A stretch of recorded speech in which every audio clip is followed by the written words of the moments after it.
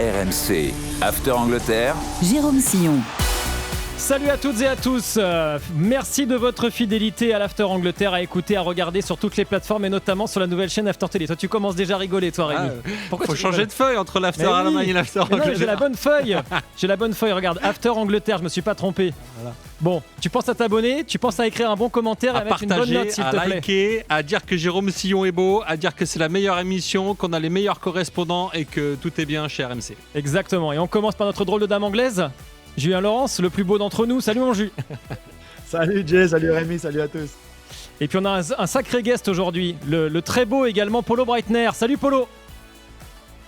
Bonjour Jérôme, bonjour tout le monde. Notre drôle de dame allemande, parce que Polo, tu es avec nous pour analyser la progression d'un joueur que tu as suivi durant ces années de Bundesliga autrichienne et allemande, un inépuisable milieu de terrain hongrois qui a fait de sa polyvalence et de ses coups francs directs un art. Et si Dominique Szoboszlai était la véritable star de Liverpool, c'est parti pour l'After Angleterre. Alors Rémi, si tu as proposé de parler de Dominique Szoboszlai cette semaine, c'est parce que ses performances t'ont ébloui. C'est surtout parce que tout le monde était d'accord dans l'émission pour qu'on en parle de lui. Mais quand on voit ses statistiques cette saison, toutes compétitions confondues, on s'aperçoit qu'il est quasiment dans la meilleure période de sa vie puisqu'il a disputé 36 matchs. C'est le deuxième meilleur buteur de Liverpool cette saison avec 10 buts, dont 3 sur coups francs directs. C'est 7 passes décisives et c'est surtout le deuxième joueur le plus utilisé par Arne Slot cette saison avec 3218 minutes. Donc pour sa troisième saison à Liverpool, il semble vraiment être épanoui. Dominique Szoboszlai, donc indispensable cette saison. Et en Première Ligue, il n'y a que 2 joueurs qui créent plus d'occasions que lui. Qui sont Bruno Fernandes avec 78 et Declan Rice avec 51 occasions créées, alors que Dominique Szoboszlai, le Hongrois, est troisième avec 49 occasions créées. On voit qu'il est vraiment dans le haut du panier de la Bundesliga, puisqu'il est devant des joueurs comme Bukayo Saka, notamment, qui en est à 46 occasions créées cette saison. Alors ça, c'est pour la Première Ligue. En Champions League, est-ce qu'il fait partie des joueurs les plus décisifs ? Là, c'est la crème de la crème. Il n'y a que Kylian Mbappé et Anthony Gordon qui sont meilleurs que lui dans ce secteur de jeu-là, puisque lui, il en est à 4 buts et 4 passes décisives. C'est aussi bien, on va dire, en termes d'action décisive que Harry Kane ou Rashford qui en sont à 8 aussi. Alors, pour Harry Kane, c'est 8 buts, seulement 0 passes décisives. Pour Rashford, c'est 5 buts et 3 passes décisives. Mais quand on voit évidemment Kylian Mbappé avec ses 13 buts et une seule passe décisive, on voit que voilà, il y a encore de la marge. Mais en tout cas, à 25 ans pour Dominique Szoboszlai, c'est vraiment, on va dire, la confirmation, la vraie éclosion, je pense, qu'on peut qualifier pour lui cette saison. Julien, à quel point Szoboszlai est devenu crucial pour les Reds cette saison ?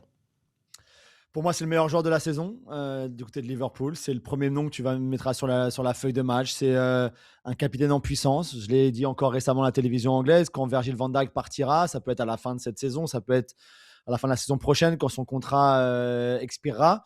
Pour moi, le capitaine idéal après ça, le remplaçant parfait pour porter le brassard, ce sera Dominique Szoboszlai par son leadership déjà, même si ce n'est pas forcément celui qui aboie le plus, mais ce qu'il peut faire sur le terrain, en dehors des terrains, ce qu'il peut dire, la façon dont il se comporte aussi et la façon dont il pourrait se comporter en tant que capitaine d'un club comme Liverpool.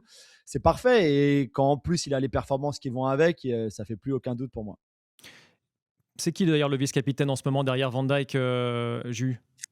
Ils ont un leadership group, donc ça peut changer. Ça peut être Mo Salah par exemple aussi, ça peut être Alisson parfois, mais je pense que Szoboszlai fait partie de la liste aussi des porteurs de brassard potentiels. Bon Polo, on a vu qu'il est ultra décisif cette saison, Dominique Szoboszlai. Est-ce qu'en Allemagne, on parle encore de lui alors qu'il est parti maintenant depuis 2 ans et demi, lui qui a évolué sous le maillot du RB Leipzig ? Il y a tellement de joueurs de Bundesliga qui sont partis en Première Ligue qu'on ne sait pas lui spécifiquement avec lequel on va parler, dont on va parler. Ce qui est sûr, c'est qu'on parle beaucoup de Liverpool, évidemment, parce qu'il y a quand même eu un transfert cet été avec Wirtz. Donc c'est sûr que quand même, dans cette équipe de Liverpool, il y a pas mal de joueurs qui ont déjà évolué en Bundesliga. Mais le cas Szoboszlai est très intéressant, parce que dans votre présentation, vous dites que c'est un homme fort, et là-dessus, je suis tout à fait d'accord, mais il y a le côté méconnu. Et c'est quelqu'un qui, à cause, à mon avis, de sa polyvalence, et il avait le même problème en Allemagne, on ne savait pas exactement quel était son poste de prédilection. Ce peut être un avantage, mais aussi un inconvénient, parce qu'au bout d'un moment, tu peux devenir un bouche-trou un petit peu. Et finalement, c'est un peu j'ai envie de dire, la destinée de Szoboszlai. S'il devient le maître à penser de Liverpool, le capitaine emblématique, très bien. Maintenant, sur le terrain, est-ce que ce sera lui? Est-ce que ce sera Wirtz? Est-ce que ce sera une autre personne? Je pense que ça va être peut-être un petit peu sa destinée d'être un petit peu, non, j'ai pas envie de dire dans l'ombre, parce que s'il devient le capitaine, on sait ce que ça veut dire, mais quel est son véritable positionnement? Est-ce que c'est un 8? Est-ce que c'est un 6-8? Est-ce que c'est un milieu de jeu décalé, côté droit notamment? Il évoluait beaucoup comme ça du côté de Leipzig. Mais ce qui est sûr, c'est qu'on est très heureux en Allemagne de son évolution et elle n'est pas non plus surprenante, parce que moi, à l'époque, je le suivais à Salzbourg. Et alors l'équipe de Salzbourg de l'époque était autrement plus performante que ce qu'on a maintenant.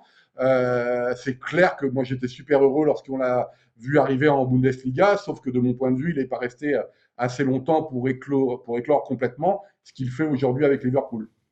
Juste, tu disais méconnu. Alors, la polyvalence, on va en parler, mais méconnu, ça veut dire quoi? Tu veux dire que le fait qu'il soit hongrois, ça peut aussi l'handicaper d'un point de vue international, le renommé? Oui, alors pas dans le monde alémanique, parce qu'avec la Hongrie, il y a pas de problème, mais si tu veux, déjà, ne l'oubliez pas, à Leipzig, il y avait une superstar qui était française là-bas. C'était Nkunku. Nkunku était à l'époque, de mon point de vue, l'un des meilleurs joueurs du monde, au minimum le meilleur joueur de Leipzig. Il avait en concurrence directe Olmo, qui n'était pas lui non plus un titulaire indiscutable, et j'oublie, même s'il était un peu en fin de carrière, Forsberg par exemple, qui était souvent dans le 11 de départ. Et donc Szoboszlai, si tu veux, on ne savait pas trop où le mettre sur le terrain. Et donc, il n'était pas au niveau de médiatique, il n'était pas du tout au niveau d'un Nkunku qui brillait par son talent, on ne voyait que lui. Et Szoboszlai était un peu... moi, j'aime bien un peu la comparaison, vous savez, le 10, un peu à l'ancienne, le 10 et le 7. Quoi. Le 10, c'était Nkunku, et le 7 qui aide le 10, c'était un peu Szoboszlai. Et moi, c'est comme ça que je le voyais. Donc, il est sûr qu'en Hongrie, même si je trouvais que l'équipe de Hongrie était pas mal, regardez un peu ses performances à Liverpool. On l'a même retrouvé au poste d'arrière droit. Je parle sous le contrôle de Julien. Et il y a des choses comme ça qui font que, oui, il est utile, mais est-ce qu'il est indiscutable? Or là, il est en train de prouver qu'il est indiscutable. Ouais, une question pour vous deux, messieurs, Polo et Julien, c'est en termes de personnalité, comment il est perçu médiatiquement? Parce que pour prolonger la question de Julien, on va grossir le trait. Moi, c'est Jérôme. Pardon, de Jérôme. C'est s'il était par exemple espagnol, allemand, français, anglais, est-ce que voilà, on en parlerait beaucoup plus? Parce que j'ai l'impression qu'il a quand même une personnalité assez réservée. Est-ce que c'est le cas en Angleterre et puis le cas en Allemagne quand il y jouait? Oui, il y a un peu de ça. Je pense qu'effectivement, le fait qu'il soit hongrois et que même quand ils participent à un Euro, par exemple, ils vont pas forcément très très loin et c'est sûrement moins remarqué que s'il était français, brésilien ou encore plus anglais. Ça, c'est sûr. Il n'y a aucun doute là-dessus. Après, c'est quelqu'un qui est pas forcément très. C'est quoi le mot que tu as utilisé, mon Rémi, là, dans ta question? Expressif. Réservé, non? Ouais, réservé. Ouais, réservé, aussi, ouais. parce que quelqu'un qui aime beaucoup la mode, par exemple, qui s'habille très très bien. Si vous le suivez sur les réseaux sociaux, par exemple, il met souvent en avant ce qu'il porte, etc., etc. Donc, c'est quelqu'un qui est aussi très populaire dans le vestiaire de Liverpool et très populaire à Liverpool. Alors, à Liverpool, on aime tous les joueurs, hein, c'est pas la question, mais quelqu'un qui est très populaire, qui est très apprécié de Slot, qu'il était de Klopp avant aussi, mais de tous les joueurs du vestiaire aussi. Et pour moi, c'est sa personnalité, parce que je pense qu'il a vraiment une personnalité ouverte. C'est quelqu'un qui est très agréable, qui parle bien, qui est passionné par plein de choses, notamment d'art aussi. Et moi, je trouve que c'est un personnage assez fascinant. Et à mon avis, il lui manque pas grand-chose pour que ce côté méconnu là un peu, ce sera jamais une star mondiale comme un Mbappé ou comme un Haaland, ça c'est sûr, mais je pense qu'il pourrait s'affirmer un peu plus parmi les très grands joueurs et les joueurs plus bankable, on va dire. Sur sa personnalité, Polo, ouais, pour répondre à Rémi. Déjà, est-ce qu'il parlait allemand? À l'époque, il parlait, ouais. Il se débrouillait pas mal. En plus, bon, on va pas revenir sur l'Autriche-Hongrie et tout ça, mais il y a des filières linguistiques qui sont importantes. Mais je suis assez d'accord avec Julien, et c'est pour ça aussi que faudrait peut-être parler un peu de sa polyvalence, parce que on ne sait jamais aujourd'hui quel est son véritable poste. Et à l'époque, il n'avait pas complètement explosé. Le talent, il était là. Encore une fois, quand tu vois ce qu'il faisait à Salzbourg, il n'y avait pas de souci pour le faire passer de Salzbourg, pardon, à Leipzig. Mais dans les médias, quant à Nkunku, qui était à ce niveau-là, qui a été d'ailleurs élu meilleur joueur de la Bundesliga à l'époque, et ben le reste de l'équipe, on n'en parlait pas plus que ça. Il y avait quand même un Guardiola à l'époque, en défense centrale déjà, donc c'était pas n'importe quoi. Mais c'est sûr que c'était Poulsen dans les médias, c'était Forsberg, c'était Nkunku évidemment par son talent, Olmo n'était pas forcément non plus systématiquement cité. Et lui, il était un peu comme Olmo. Comme il n'était pas titulaire indiscutable à cause ou grâce, comme on veut, en fonction d'où on se place, des performances d'Nkunku, et qu'on ne savait pas où on le mettait trop sur le terrain, évidemment, on ne l'entendait pas plus que ça, mais son talent, il est indéniable, ses coups de pied arrêtés étaient importants, mais encore une fois, il est arrivé à une période où il restait que 2 ans. Christopher Nkunku, à l'époque, c'était pas n'importe quoi. Alors en tout cas, le 14 février dernier, Mohamed Salah a affirmé que Szoboszlai était aujourd'hui l'un des meilleurs joueurs du monde. Eh bien, on a demandé à l'entraîneur des Reds, Arne Slot, ce qu'il en pensait. Sa réponse. Mais je suis absolument d'accord avec Mo, Dominique est sans aucun doute l'un d'eux. Je pense que Dominique est un très bon exemple du modèle mis en place par ce club et nous signons de jeunes joueurs venant d'autres championnats, ici en l'occurrence de Leipzig, où il était déjà connu pour ses qualités athlétiques.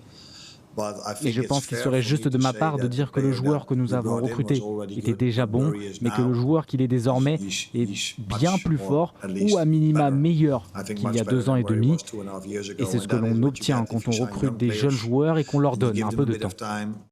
Alors, on va justement entrer dans le détail des progrès affichés par le milieu de terrain de Liverpool depuis son arrivée en Angleterre. Rémi, est-ce qu'il est sur une pente ascendante ? Oui, ils sont significatifs, notamment quand on regarde en termes de titularisation. Il y en avait 30 lors de sa première saison à Liverpool, 40 la saison dernière. Aujourd'hui, il en est déjà à 36. Pareil, en termes de buts et passes décisifs, il a fait qu'augmenter au fil des saisons, puisqu'il est actuellement à 10 buts et 7 passes décisives contre 8 et 9 la saison dernière, ou encore 7 et 5 la saison d'avant. Il est surtout décisif toutes les 189 minutes, toutes compétitions confondues avec Liverpool cette saison. C'est bien mieux que la saison dernière, 202 minutes, et encore mieux que la saison d'avant avec 225 minutes. On rappelle juste qu'il est arrivé en juillet 2023 avec un contrat qui court jusqu'en juin 2028. Et c'est aussi un joueur avec des qualités physiques qui sont impressionnantes. C'est exactement ce que disait Arne Slot.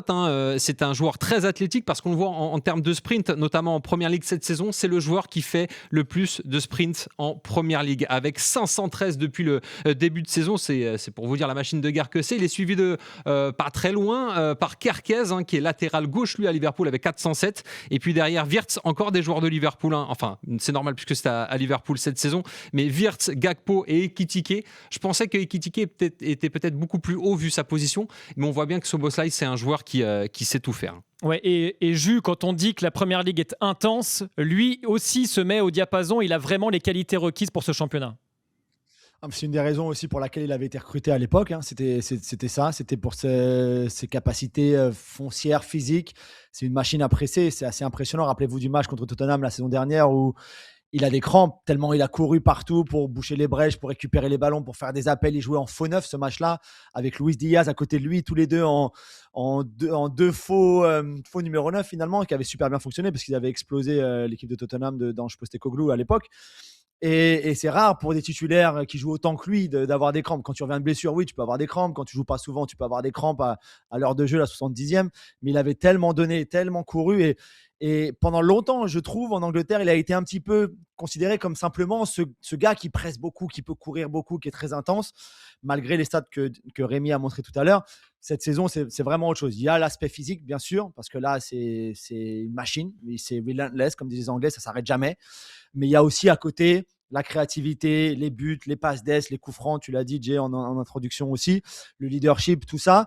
Et maintenant, il est beaucoup plus vu pour autre chose que le pressing qui, pendant longtemps, a été un peu trop simplement pour moi l'axe principal des analyses de Szoboszlai.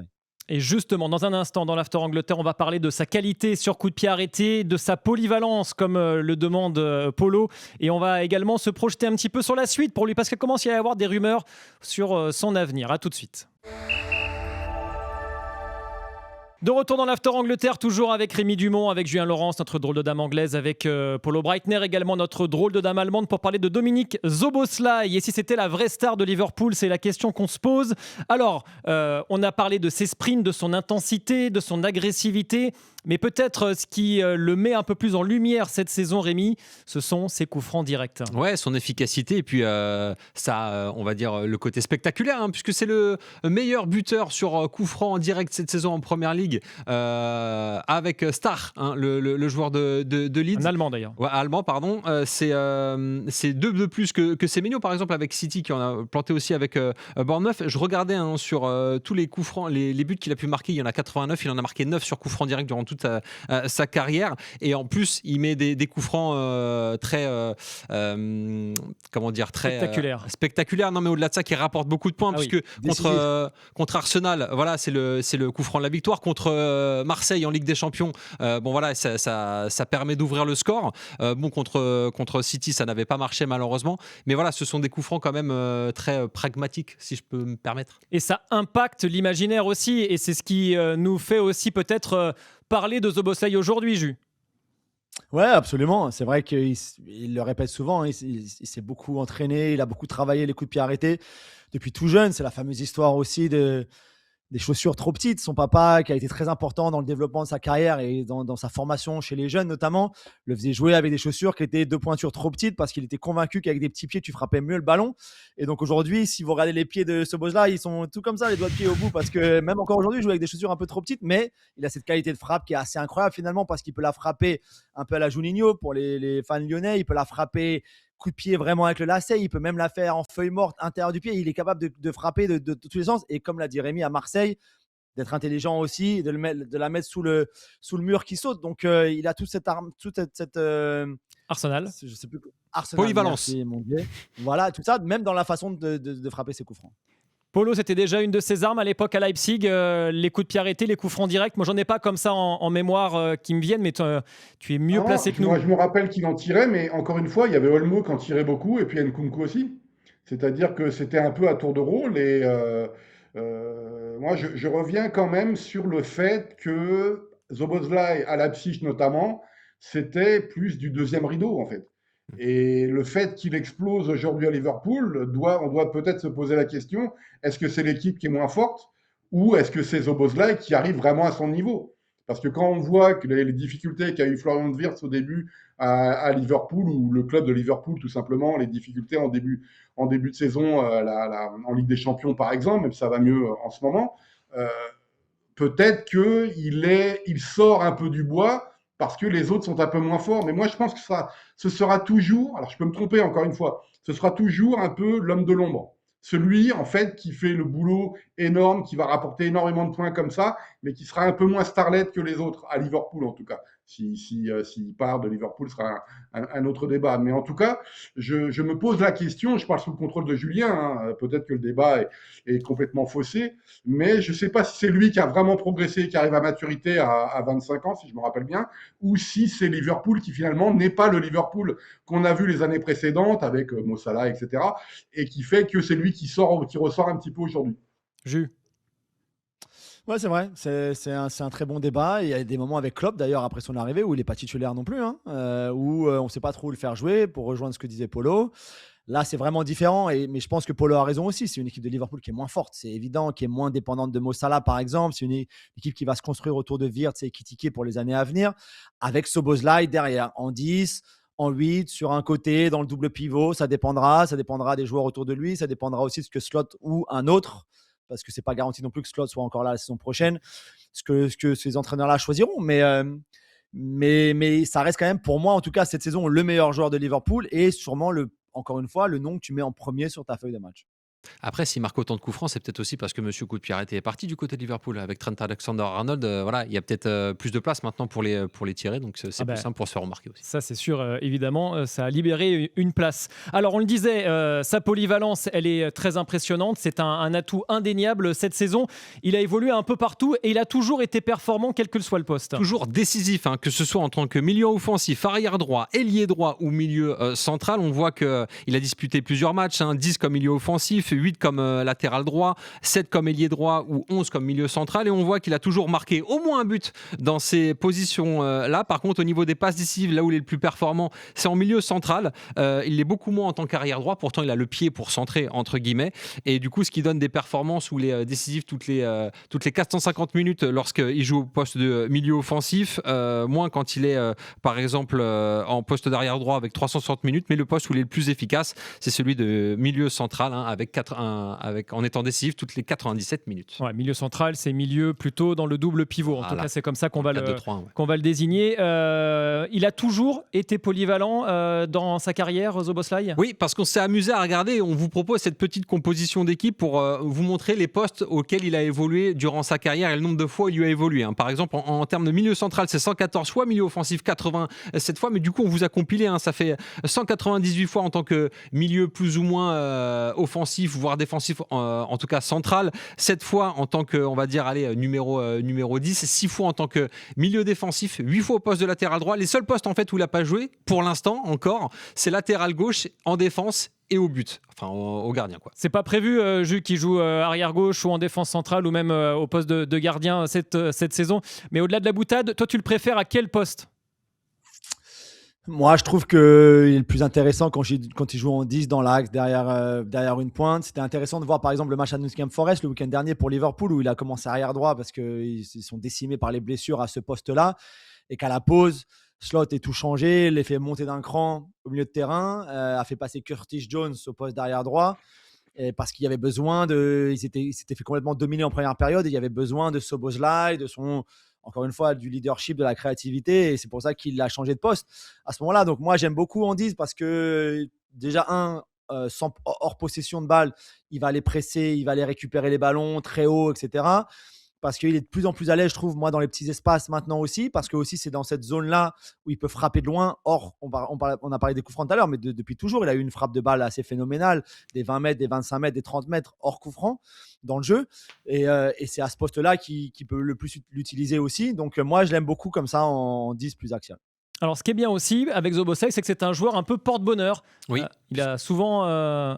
Bon, en tout cas, c'est gage de trophée avec lui quand on l'a dans son équipe, puisqu'il en a gagné 11 collectifs depuis le début de sa carrière qui avait commencé en 2017-2018. Il a notamment remporté la Première Ligue, la Carabao Cup en 2024, 2 Coupes d'Allemagne. Il est 4 fois champion d'Autriche, 3 fois vainqueur de la Coupe d'Autriche. Il a aussi des titres individuels, hein, comme le meilleur joueur de l'année en Autriche en 2020 ou encore le meilleur joueur de l'année en Hongrie, puisqu'il est international hongrois, hein, et d'ailleurs qui joue dans le même système que Liverpool, le 4-2-3-1, plus ou moins. Ça fait donc 11 trophées dans sa carrière, mais surtout un trophée chaque année. Donc pour cette saison, ce sera peut-être la Ligue des Champions pour Liverpool. Et tu parlais oui, on l'espère, en tout cas pour les Reds, et tu parlais de la Hongrie qui ne s'est pas qualifiée pour la Coupe du Monde 2026, et ça va d'ailleurs été très difficile à digérer pour Dominik Szoboszlai. Alors, on l'a dit, c'est un joueur donc porte-bonheur, dont la polyvalence est l'un des véritables atouts, et du coup, on a regardé un petit peu avec nos amis de Transfermarkt où on pouvait le situer dans la hiérarchie désormais des meilleurs joueurs du monde, parce que Mo Salah dit que c'est un des meilleurs joueurs du monde, mais est-ce que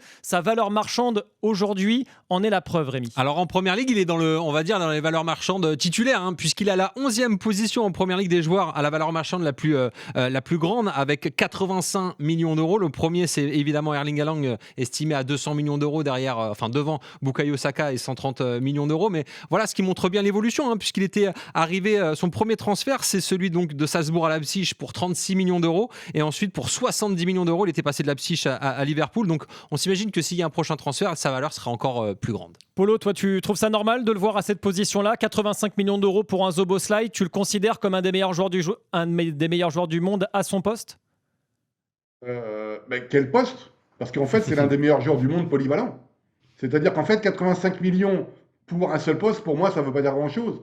Moi, je le préfère, à la différence de Julien, j'ai oublié de le dire et Julien a bien fait de le rappeler, c'est que c'est un joueur qui a un jeu long assez extraordinaire. Donc sur le terrain, moi, je préfère le faire reculer un petit peu et laisser le jeu court, par exemple, pour un Wirtz ou à l'époque un Nkunku à Leipzig.